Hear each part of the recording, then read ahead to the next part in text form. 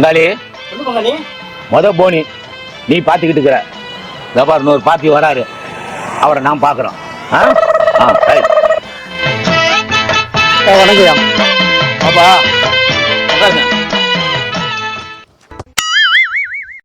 சோசியர என்ன ஊருக்குள்ள 160 வயசு வரைக்கும் உயிரோட இருக்குன்னு சொல்றாங்க சோசியர.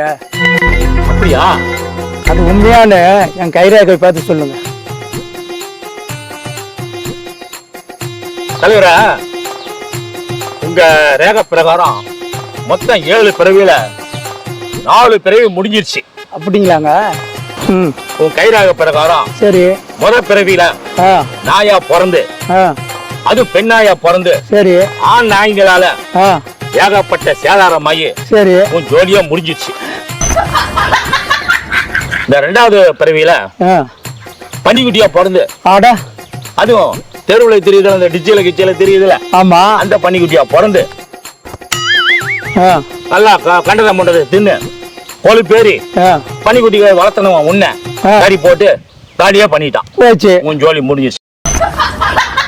3வதா நீ கழுதியா பிறந்து பொதி சுமந்து தூக்க முடியாம கீழே விழுந்து இன்னும் வளர்த்தனாம் பாரு இந்த கழுதை.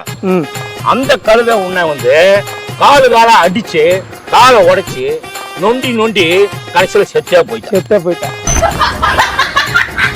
அப்புறம் பாரு 4வதா குரங்கா பிறந்திருக்கிறான்.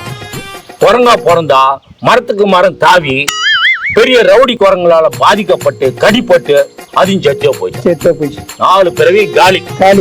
இப்ப 5வதா மனுஷனா பிறந்து குடிச்சுக்கிட்டு தெரியுதா? 50 வயசு ஆகுதா? 50 வயசு ஆகுது. தினம் 2 குவார்டர் அடிக்கிறேன். டெய்லி 2 குவார்டர் அடிக்கிறேன். 2 சிகரெட் பாக்கெட் அடிக்கிறேன். 2 சிகரெட் பாக்கெட் அடிக்கிறேன். இதை மட்டும் எப்படி கரெக்டா சொல்றீங்க? நான் தான் உன்னை தினம் பார்ல பாக்குறேன்ல. சரி, இனிமேல குடிக்கிறத விட்டு நல்லாக்கிற வழி பாரு.